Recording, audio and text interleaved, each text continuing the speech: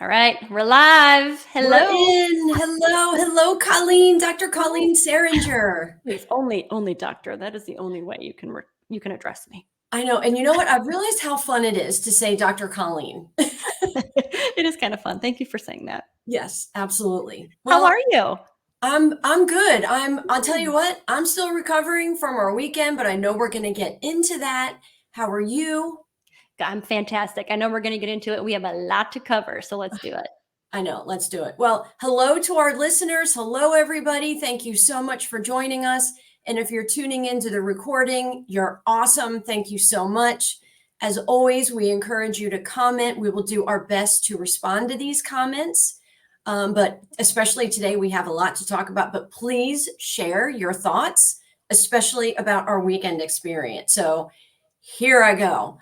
So, welcome to We Built a Bridge, hosted by me, Christine Passo, and Dr. Colleen Saringer. We Built a Bridge was founded with the core interest of creating a funnel of conversation many hesitate to engage in.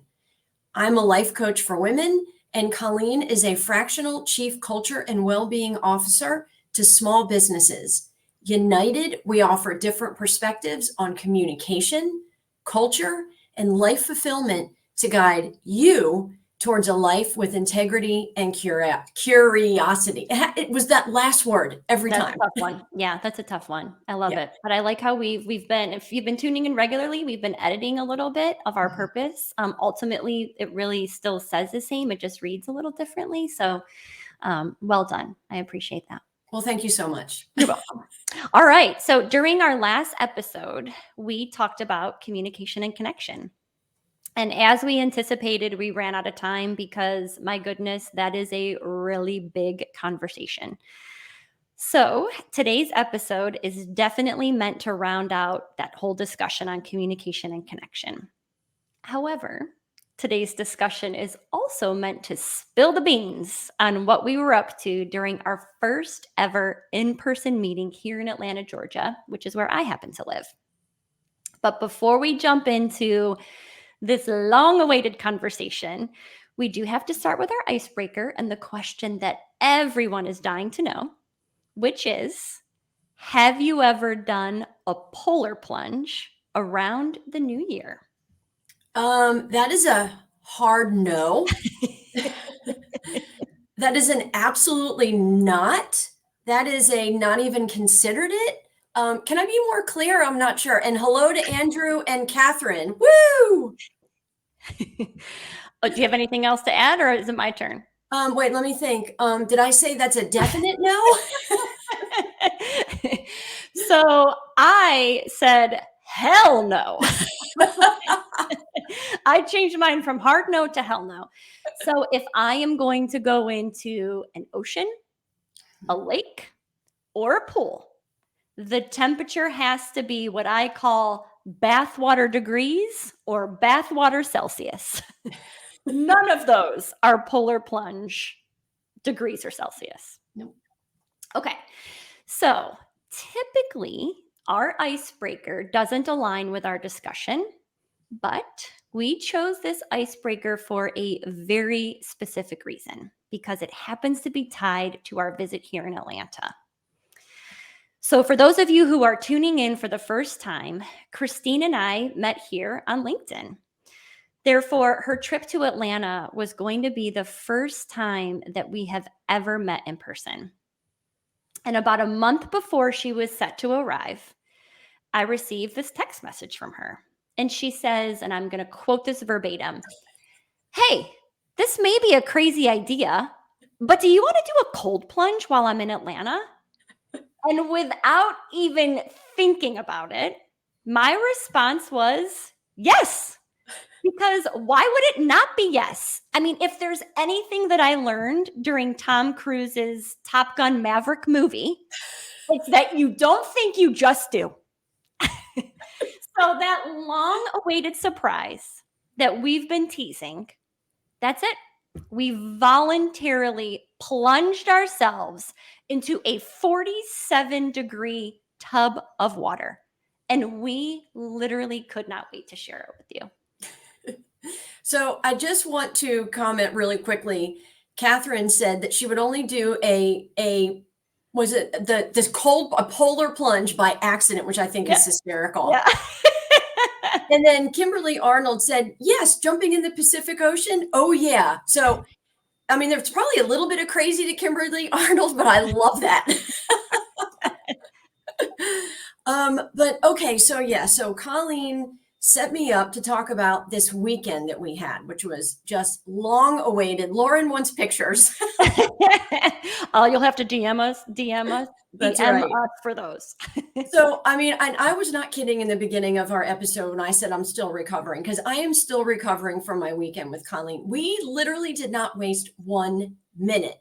It was an absolute whirlwind of conversation, strategizing, planning, and being in the uncomfortable. Literally from 1:30 p.m. on Friday until she and her husband dropped me off at the airport around 5 p.m. on Sunday. I've needed a nap every day and I haven't taken one. So I might not be responsible for everything that I divulge today. Okay, so it was my first time being in Colleen's home. What she did not mention is I stayed with her. We both risked the potential who knows what by staying with each other, but she and her husband were so wonderful to welcome me in, and I couldn't have asked for a more inviting, generous, and kind host than her dog Hamilton. Honestly, he gets the award. It's all for Hammy. He was just the best, whether he was lying there burping, growling, whatever it was. And we just had a blast. But really, redirecting back to the weekend, we really covered so much, and probably more than we were prepared to, because we're both still exhausted. But we definitely didn't walk away saying that we didn't accomplish anything. So redirecting back to the cold plunge, we were both really excited and a bit anxious about the cold plunge, but we were 100% committed. I mean, we were in. We were determined and excited to try something new and something that would strengthen our bond and offer really great content to you all. So there we are in the room. We had the choice to be separate, but we decided to go in together. Now, what that means is we did not get into the tub together. So this was a controlled cold water, 47-degree tub. And the room was big enough for us both to be in it. And honestly, what kind of a story could we tell you all if we weren't in the same room? So, I mean, that was just epic. So Colleen said, I'll go first. And I was happy to let her do that.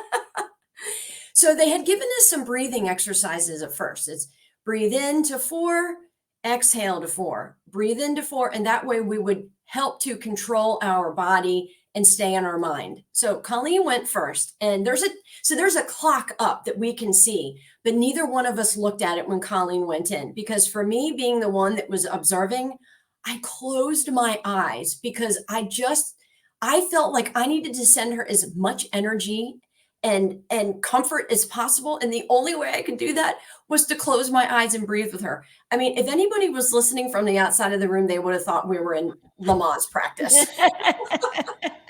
I was like, just keep breathing. Colleen's in and she's like, it's cold. And she's breathing. And I'm going, okay, breathe in 4, breathe out 4. My eyes are closed. I did open them at one point to make sure she didn't all the way go under.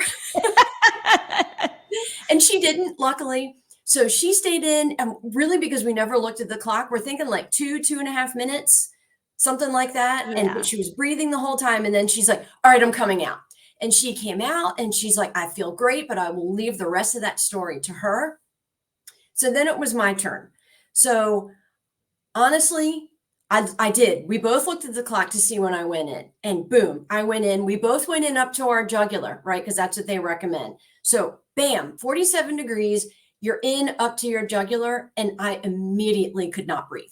If you've ever had the wind knocked out of you, you cannot catch your breath, and it's scary as all get out. And I'm in there, and Colleen is very calm. She's right to my left, and she's like, okay, breathe. And I swear to God, she could have been a yoga instructor, because her calm voice was helping me, but I still could not catch my breath. There was no way I could do 4 inhale, 4 exhale.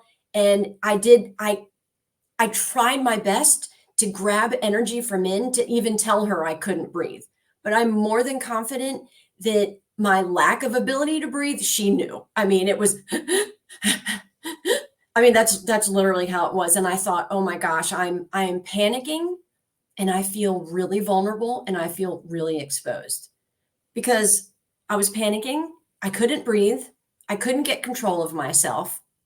And it was really scary. And I'm thinking, I'm in this room with this person who I call a friend, but our friendship has been built on we built a bridge and Zoom and phone calls. And I felt so exposed in front of her. And then it took maybe 15 or 20 seconds for me to get my breathing about me. And then I was good. And Colleen was still breathing with me, and I'm in the water. And I was like, I got this. I got this. And just this empowerment came over me when I caught my breath and I did it. Like I controlled myself and I'm in this cold water and I'm here with Colleen and we're having this amazing experience together. I mean, I can't even explain it. In fact, I was telling Colleen just this morning, I was like, I think I'm still processing what I went through because a few years ago, I never would have put myself in the position to do something so out of my comfort zone. This was definitely out of my comfort zone. I would have turned it down out of fear of all the things I just mentioned to you about feeling vulnerable and exposed. But instead, I proved to myself, due to all the work that I've done on my personal development, that I can do these things. And it also offered Colleen and I an experience that we'll always remember in having done it together. And then it just kind of dawned on me yesterday. I was like, you know what? Sometimes when we're growing with someone else, we're growing a part of ourselves we never saw coming. And that's the part I think I'm still digesting is what is it that I learned about myself over this weekend with Colleen and in that cold plunge. So it's part of what I think I'm still just going through, and I can't wait to talk about what it is that I realize about it. But oh my gosh, Colleen, I cannot wait to hear your version. And so I am sitting here, and this is so crazy, but I don't know. I have to interrupt this really quick. Do you hear that beeping noise? And something is going on in my house right now. Everyone is safe and fine. I just want to make sure it's not interrupting and you can hear it. Can you hear it or I no? do hear it, but it's faint. Okay, so I'm just gonna keep going because if COVID taught us anything, it's you just keep forging ahead. Hamilton did come downstairs. He's like, "Lady, you've got to turn this noise off." Whatever. Oh my gosh, poor Hammy, I'll tell you. Yeah. So here's what I would add. So if you would have asked me last year at this time, because I was still working for another organization full time, I hadn't taken my plunge to leave that job, right? If you would have asked me last year at this time that I would have met this amazing individual and so many other amazing individuals, right? But So met let's this just focus on me right now. let's just focus on you because you're obvi. that this amazing individual that saw more in me that I saw even in myself at that time that we met on LinkedIn would have been standing in my kitchen cooking dinner for me, by the way, on Friday night. I did. I would have said, "You're crazy, crazy." So what was really kind of cute, we were sharing this with each other as we were, having dinner on Friday night, is I was telling someone else that they were asking what I was doing over the weekend. And I said, well, I'm going to pick up this individual that I met on LinkedIn that we started this We Built a Bridge with. I'm going to pick her up from the airport and she's going to be staying at my house for the weekend. And the person's response was, "Are you afraid?" And I said, "I'm actually not. I feel like maybe we knew each other in a past life. I don't know what it is, but all that to say that I just wanted to react to us getting together for the first time. And then for the cold plunge. So one of the things is I am game for any new experience. There's very little things that I say no to. And so when you literally, when you text me and said, "I know this might sound crazy, but do you want to do it?" I'm like, "Yeah, it sounds amazing. Let's do it." I sometimes I feel like the yes man in that movie, that we talked about, right? But one of the things, and I think where my mind goes is you talked about it from like a vulnerable standpoint, right? I mean, at the end of the day, we still really don't know each other, right? We're still learning each other. And so the fact that one, we decided to do it, but then two, we decided to even like stay in the room and support each other. That's a different level of, we're really in this. Like, we trust each other. We respect each other enough to do this together. Right. And so I love that you said that, because for me, going in the water, and I think it's important to share this because it's a lot of what I recognize about myself. For me, going in the water wasn't, although again, cold water is not my jam. I'm not going to voluntarily do it. But jumping into it, my immediate, like, you got to fight through this, girl. Like, that is what immediately went through my mind. I was like, it's so cold. And then I just said, well, put your head down and figure it out. You got to go. Like, you've got to stay in here. And I start having this competition with myself. Because again, we were told, don't look at the clock. Don't look at the clock. And so it was just a matter of thinking, I think it's time to get out now, and then getting out and you're like, holy crap, we just did that. Yeah. Like, we did that. And it was just, to me, it was the icing on the cake from the first hug that we had standing outside the Atlanta airport when I swung around that curb to pick you up. And so to me, it was that cold plunge, and doing that was as exciting as that moment. And it's just something that, when I'm having one of those days, I'll close my eyes and think about that. And so I'm super thankful for it. Oh my gosh. If I was like this, easy outward crier, I'd be crying buckets right now. Maybe I'll do it later. Do it later. You can do it later. Yeah, there's always time to cry. Schedule There's your always cry time. day, your cry hour. I'm a big believer of that. So maybe we even save that for another episode. Yes. Yes. Yeah. It was super empowering. It did something for our friendship. It did something for what we want to do with We Built to Bridge, and to share Yep. with you guys. I mean, honestly, we do this to see your comments and to respond to them. And we're going to get better about interacting with you. And there's, Colleen's going to say some things at the end, but I mean, we do this for you and to share in this with you, because yes, Colleen and I are developing something with our friendship, and getting to know her husband and Hammy, and but having you join in this with us is a feeling really that is so difficult to describe. Yeah. And it fills us both up. I feel like I can speak for Dr. Colleen in saying this, that it fills us up in a way that I never would have imagined. Because it's about you guys. It's about us having fun, kind of for you. I don't know. It sounds silly, but no, I appreciate you saying that. And I do want to make sure that we do kind of round out some of the other things, since we promised that we would continue that discussion.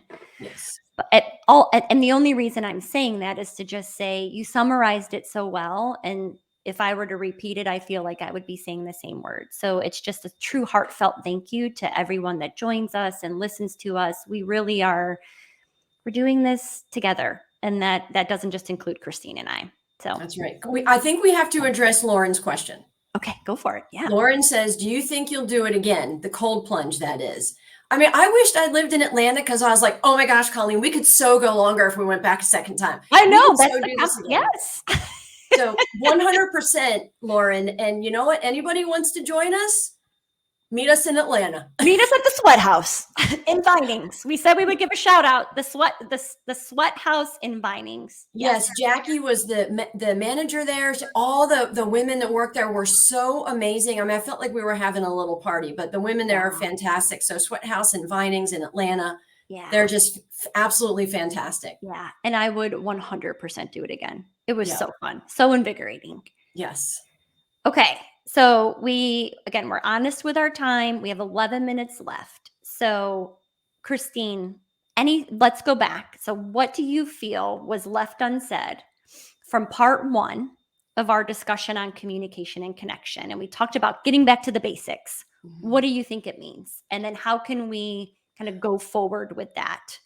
or what barriers can we work around to Uh, do? I Yeah. mean, and I said this in my comment to you that I kept breaking it down because it's so hard to get through it, but I'm going to try to be quick so that we can make sure you get in your comment. But for our loyal listeners, and anybody who's new, but mostly for our loyal listeners, I think you know me well enough by now to know that I speak the truth and from the heart, even if I end up exposing behavior I'm not proud of, because that's how I am now. I used to be, here's a truth serum, I used to be passive aggressive with my communication. It's what I learned. It's how I was conditioned to communicate. And to no one's fault. And there's no blame for that. We all do the best we can with where we are. But it took for me looking in the mirror without judgment. That's so crucial to help me to realize the damage I was doing to my relationships and to myself. So the result was learning what it meant to communicate with honesty and not blame, to speak with care and not jealousy, to share with awareness and not unresolved feelings. So that's when I learned to communicate to connect, because otherwise I was communicating to share a pain that no one could remedy but myself. Like, we're so good at that. We're so good at blaming external forces for why people don't understand us or why we're having a hard time communicating. Unfortunately, it comes back to us, but we don't have to judge ourselves about it. So, for so many years now, we've been in a state of confusion, isolation, and self-protection. So everything that we have been reacting to and that we say comes from how we feel, always. If we aren't settled and resolved with our past, it will show in how we receive and offer communication today. So it's for these reasons we feel misunderstood when we attempt to communicate. So this is exactly why I designed one of my master classes around taking the challenge out of communication. This isn't really a promo bit here. I mean, it is a little bit, but it's so difficult in the amount of time we have to wrap this up that I had to mention this. So what made this class even better was asking my amazing co-host, Dr. Colleen, to join me in teaching this class. So we'd love to see you on March 4th from 2:30 to 3 p.m. Please DM me for the registration link. But in closing up, the reality is there are surface answers to how we can communicate better. Colleen and I can offer tips about how to share without bias, listen without judgment, and offer empathy. But again, until we've cared for our inner wounds, these tips may be difficult to stick to. You can improve your communication. You absolutely can. There are proven methods. So please don't feel like you'll have to cross through rough waters, cold plunges, and turbulent skies to get there. So the class is on March 4th, and we will offer legitimate suggestions and practices to improve the way that you communicate. But to offer something short term, work on staying present with the words that you hear that other people say. When you notice that you're judging, and it's our first instinct to judge what people say, stop yourself in your tracks. Because when you start judging, everything that you say after that is going to be tainted, and you're not going to hear the people correctly. So that's just one quick, brilliant step for you. But Colleen, I can't wait to hear what you have to say. And I can't wait for this masterclass too, where we can really dig in deeper. Yeah, and I'm glad you gave yourself a shout out and a promotion. That's really important. I mean, you're doing great work as a life coach, and I'm just honored to be invited to your table, in the work that you're doing. So I'm glad you gave that shout out. Yep. So, there was a couple of things that you called attention to that is going to kind of tee up to how I wanted to respond about this, because I want to ensure that I'm throwing in some things about the workplace specifically. And I appreciate that you mentioned that passive aggressive, because there are kind of four categories of communicators. There's passive aggressive, there's active, and then there's passive. And active is like what we all kind of strive for potentially, right? If you're working on that. But in the workplace, we don't know how people are coming in, what their level of communication, what their awareness is. And so, anyways, that just got my mind going to just some of the things that I would love to share in regards to when I was working for another company, but then even now as I'm working on my own, how do I communicate and connect in the quote unquote workplace. And you've said this up well, but you said this well, Christine, being present. So the multitasking, I am not a fan of it. I mean, no one can multitask. It's asking your brain to do two different things, which means we're not doing the one thing well. And so multitasking is a hard no for me, and always being on camera if possible. The other couple of things that I would call out in regards to like workplace communication and connection is, not using information to gain status in a relationship, which is gossiping, right? That sets the stage for a really crummy culture. And so I think we have a huge opportunity to, when we see that or hear that, to kind of shut that down. The other couple of things I would add is it's not simply agreeing with leadership. It's okay if you don't agree with those who appear to have a higher position or a higher title than you. At the end of the day, we're all leaders. It's okay for you to demonstrate your leadership, title or not, by speaking your truth. Consistent feedback. If you follow me on LinkedIn, I'm all about the employee voice, not just collecting it, but again, speaking it. The other couple of things that I would add is, I already talked about, so this kind of goes back to the employee voice, is it's giving employees the opportunity to share their professional goals and support them in their direction, not the self-serving one. So I know so many times in my career, I was told that I was being groomed for this, or we can see you going here. And I thought, I don't want to do any of those things, right? And I would push back, and that's neither here nor there, because that's in the past, but that's self-serving for the person in charge. And so for me, I think, again, if we can give the employees the opportunity to share, that is going to be a win for organizations. And so as I'm just kind of looking at some of the other things, like just when we talked about like barriers that are keeping us from doing, some of the things I just mentioned, I think we do have to be mindful of in-groups in the workplace, right? And oftentimes that means that we are surrounding ourselves with people that think like us or who will keep our personal agenda.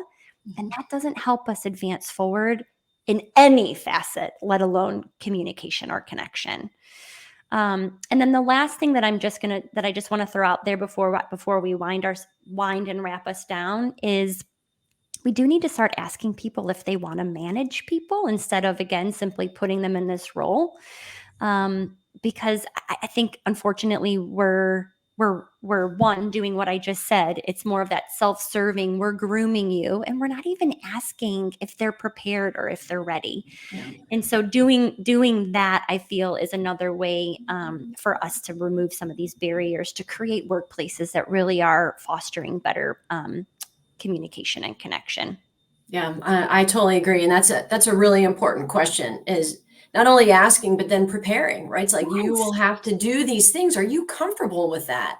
Yes. And setting that stage appropriately. That's a great mention. Yeah. Thank you. All right. So wrap up, because we're coming close to time. So before I announce our upcoming episode, we do want to share with, again, all of you who are listening and who have been giving us amazing feedback over these last several months. We hear you. We do understand that there is a desire to interact during We Built a Bridge. And so in April, this is one of the things that Christine and I talked quite a bit about while we were here in Atlanta. We're going to be adding a third show to our mix, and it's going to be set up so that you, our community, can come on this stage and speak on the topic that we're discussing. So look for more information to come throughout March. However, please, please, please, please, please, this is for you. Therefore, let us know what's burning in the back of your mind, because there's a good chance it's burning in ours, and there's a good chance it's probably burning in someone else's. So let's talk about it. So please direct message us, share with us what you'd love to talk about. And then last thing. So again, we go live every other Thursday from 12 to 12:30 p.m. Eastern Standard Time. As you can see, we're as predictable as your reaction when you jump in a cold tub of water. So that means our next episode is on March 7th at 12 p.m. And we have a guest joining us. So James Lawrence from Happy Companies will be with us on March 7th. And we hope that you all will be with us as well. I mean, please do tune in. He is about one of the most genuine, amazing people I have met over the last few months. You don't want to miss it. Yeah. So we'll see you soon. Everyone have a great rest of your February. Yes. Thank you so much, everybody. See you soon. Bye.